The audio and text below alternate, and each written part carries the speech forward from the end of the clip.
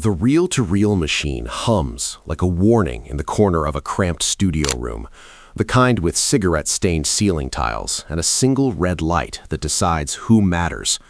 Michael Jackson, still small enough that the headphones look oversized, stands at the edge of the control room glass, staring at the spinning tape like it's a judge. The turning point object is right there, a strip of magnetic tape, holding his own voice hostage. The stakes are invisible but heavy, because once a voice is captured, it can be owned, edited, marketed, and played back to the world in a way the singer can't control. A producer's hand hovers over a button marked play, and the room tightens. Engineers lean in. Adults talk in low tones like this is business, not a child's life. Michael's eyes don't move from the machine. According to accounts from people who worked around him early, he was intensely focused, quiet in moments where other kids would chatter, like he understood something grown-ups pretend not to understand. In this industry, the microphone is a contract you don't get to read. Days earlier, reportedly during the early Jackson 5 grind, Michael's world is rehearsals, travel, and bright promises that come with sharp edges. There's always a room, a living room turned rehearsal space, a backstage corridor, a label office with polished wood, a studio with glass that separates talent from power. The rules are simple and brutal. Adults decide when the music starts. Adults decide when it ends. Adults decide what the public hears.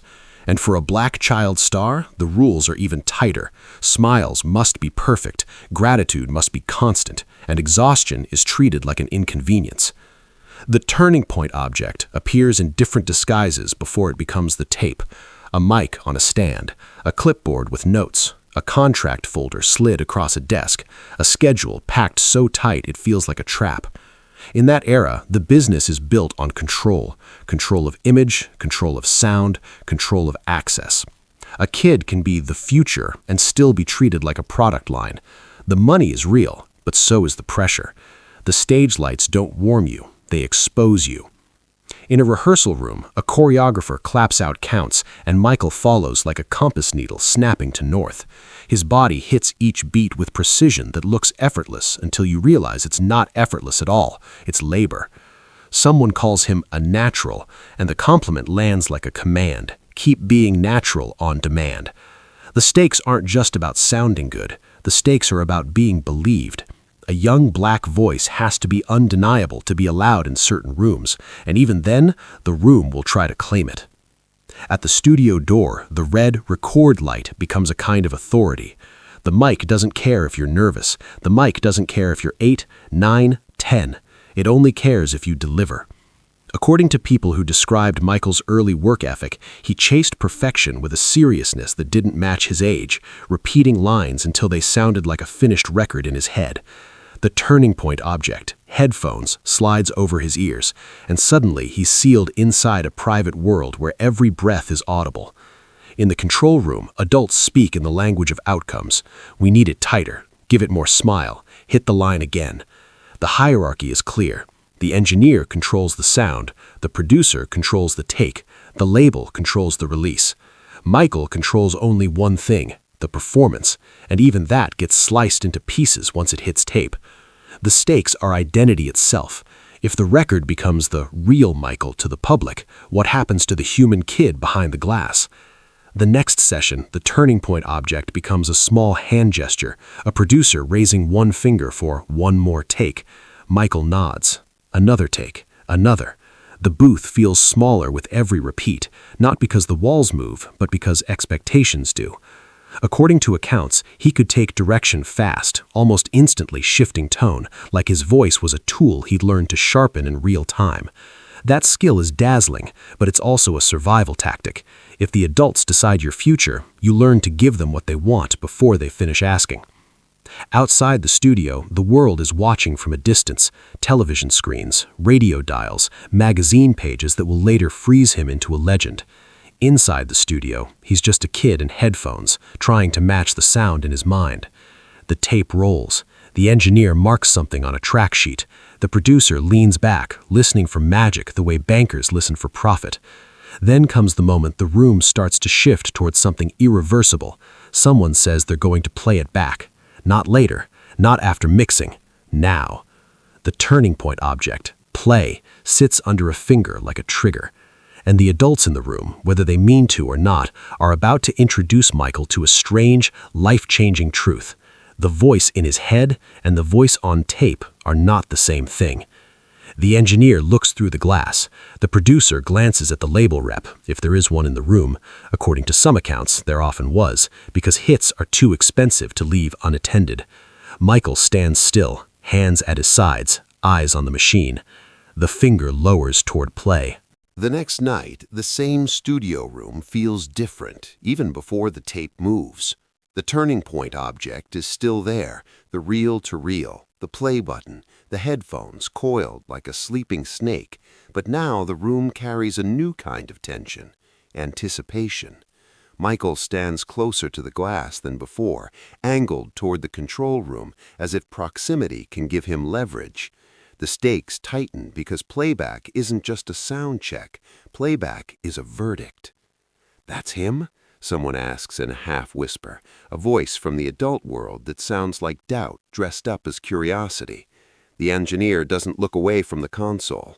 "That's him," he says, and the confirmation lands hard because it means the kid isn't a rumor anymore. He's a measurable thing. At rehearsal earlier that day, the turning point object was a metronome click and a snapped finger count. Michael had worked the line again and again, shaping syllables like choreography. According to accounts from musicians and staff who later described his instincts, he listened like an adult, hearing details other people missed, breath placement, consonants, the tiny lift at the end of a phrase. The stakes in that rehearsal room were control of timing, control of tone, control of emotion, because once it gets recorded, the world decides what it means. That morning, the studio hallway had the smell of coffee and warm electronics. The turning point object was a paper schedule taped to a door, sessions stacked like dominoes. If one falls, everything collapses. The producer's voice is calm but sharp. "We're not leaving until it's right." A sentence like that sounds normal in the industry. It's also a cage. Inside the booth, the turning point object becomes the microphone itself, silver grill, black stand, positioned at mouth height like an authority figure. Michael steps in, adjusts his distance, and the engineer talks through the talkback. "Give me the line like the last take, but cleaner." Michael nods once. The nod is small, but it carries weight. Agreement, compliance, professionalism, words that shouldn't be required of a child, yet are demanded anyway. At the console, the producer leans toward the label-side adults. Their presence is quiet but loud. The turning point object here is a pencil marking time code on a sheet. That pencil decides what gets kept and what gets erased. The stakes are money and ownership, because in that room, the voice isn't just art, it's inventory. The next step comes fast. "Roll it," the engineer says. The red record light clicks on. The room's rules snap into place. No one moves too much, no one coughs. The turning point object is the red light itself, because it transforms a human moment into a product. Michael sings, not loudly, not with theatrical force, with precision, with intent. According to accounts, his pitch and rhythmic control were startlingly mature. But even more striking is the focus in his face, brows slightly drawn, mouth shaping each word as if it's being carved into something permanent. "Again," the producer says after the take, "one word, one command." Michael doesn't argue. He resets his stance by a few inches, like he's recalibrating a machine. The stakes are trust. If he misses, adults will call it a bad day. If he nails it, adults will call it a miracle. Either way, the kid is reduced to outcomes. At the next break, the turning point object shifts to a pair of headphones being handed across the room, not to Michael yet, but to an adult. The adult listens, frowns, and says, "He sounds older than he is." That line isn't a compliment. It's a warning about what they plan to do with him, age him up, polish him, sell him as something bigger than a child can safely carry. Michael watches from the booth window, eyes tracking the headphones. His gaze is an anchor detail that keeps returning, the way he studies the tools, not starry-eyed, not distracted, studying. The stakes in that look are autonomy. He's trying to understand the machinery that will shape his life. That afternoon turns into evening. One more becomes two more. The turning point object becomes a small cup of water by the mic stand, refilled between takes. His throat is a resource. His stamina is a resource. His mood is treated like background noise. The producer tries to soften the push with a smile. "You're doing great. Just give it to me one more time." The hierarchy stays intact even when it's friendly. By late night, the studio control room is a quiet battlefield. The engineer rewinds tape. The reel spins backwards, a visual that feels like time reversing. The turning point object is the rewind itself, because it says the moment can be replayed, rejudged, reworked. Michael stands near the booth door now, not inside the mic space, but not fully in the adult space either. He's in the border zone, where child and professional overlap. "Let's hear what we've got," the producer says. There's a pause after that sentence, the kind that makes everyone aware of their breathing. The stakes shift again. This isn't about performance now. It's about perception. It's about hearing yourself as the world will hear you, separate from your body, separate from your intentions. Someone gestures toward a chair near the console. "Come here," an adult says, using the tone that pretends to be gentle while still being directive. Michael walks over. The turning point object becomes the chair itself, where he's positioned physically in the power layout of the room. Not at the board, not at the controls, close enough to hear, far enough to not touch.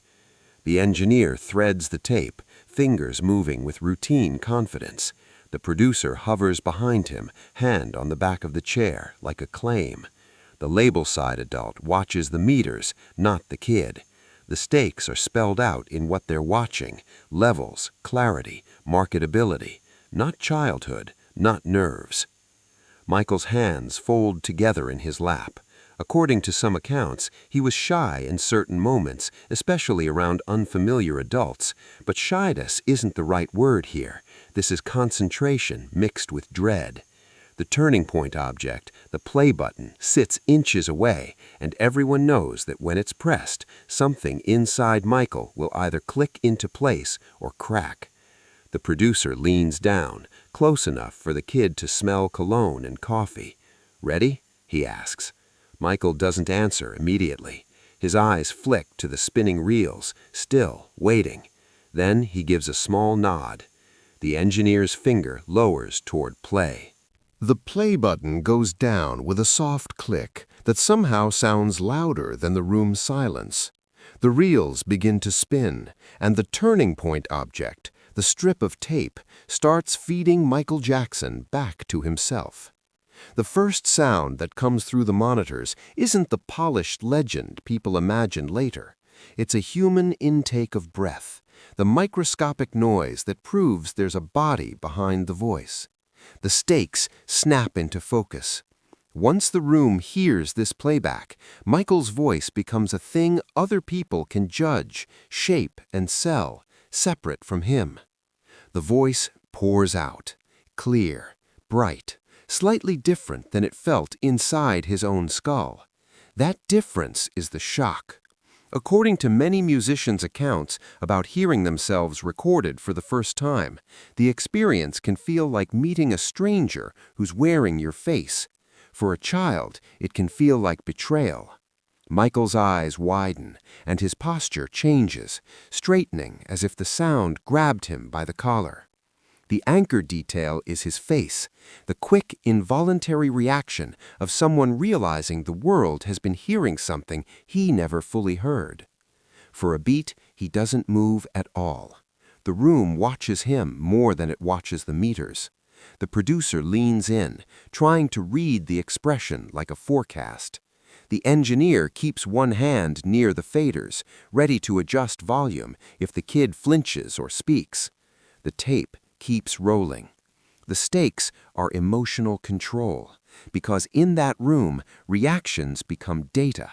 If he loves it, they'll push him harder. If he hates it, they'll teach him to hide it. Then the reaction breaks through. Accounts differ on the exact shape of it. Some insiders have claimed he laughed, others that he went quiet and intensely focused. But the unforgettable part is the shift from childlike surprise to immediate analysis. He tilts his head toward the speaker, like he's trying to locate the truth inside the sound. His fingers lift slightly off his lap, as if he wants to touch the air the voice is riding on. The turning point object becomes the speaker cone itself, that black circle pushing out vibrations that carry his identity. Is that me? The question, whether spoken aloud or just written across his face, hangs there. If it's spoken, it's small. If it's silent, it's louder. Either way, the stakes are personal. In playback, the self becomes an object. An adult chuckles softly. "That's you," someone says, with the casual certainty of a person who has never feared being owned by their own talent. The line lands differently on Michael. His eyes stay on the speaker. The room can feel it. He isn't hearing "you're good." He's hearing "you can be packaged." The producer tries to steer the moment into celebration. "That's a hit," he says, half to the label-side adult, half to the kid, as if the word "hit" is supposed to make everything safe. The label-side adult nods once, already imagining radio, television, magazine covers. The engineer glances at the tape counter. The stakes are expanding beyond the room. This first playback is the first time Michael watches the machine turn him into a public object. Michael's face changes again. There's a flicker of delight, because the sound is strong, and some part of him recognizes the beauty of it. But there's also something else, a tightening, a seriousness, like a door closing quietly in his mind. According to accounts of his later perfectionism, he became obsessive about the smallest details of sound. This is the seed moment. The first time he hears playback and realizes the voice outside him can never fully match the voice inside him, the chase begins. "Can you play it again?" he asks, or gestures, or looks toward the engineer in a way that's clearly a request. The turning point object is rewind. The engineer rewinds. The reels spin backward and time reverses on command. That's the real danger. You can redo the moment forever, and the industry will happily let you, as long as the product improves. They play it again. Michael listens closer. The anchor detail is his eyes tracking the sound like it's a living thing. He leans forward in the chair now, elbows near his knees, no longer a passenger. He's studying. On the second playback, he makes a tiny face at a syllable, too breathy, too sharp, too something. He points lightly at the air when a note lands, not performing, evaluating. The stakes shift from "can he do it" to "will he ever stop?" "That part," he says, indicating a moment on the tape. "Can I do that again?" The producer's smile tightens, because this is gold and trouble at the same time. A kid who wants to redo his own work is a producer's dream. It's also the beginning of a lifetime of control battles. Who decides when it's finished? The next morning, the aftermath shows up in the smallest physical details. A fresh track sheet, new tape spooled onto the machine. The turning point object is a marked take number, take 7, take 12, take whatever, because the moment of first playback has turned into a demand for refinement.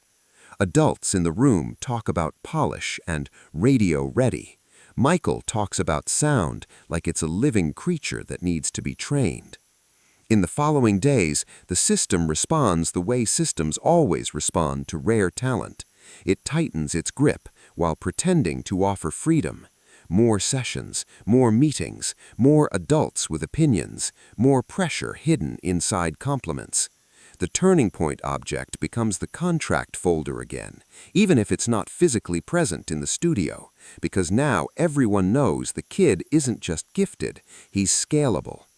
And Michael changes in a way that's both inspiring and brutal. He learns fast that playback is power.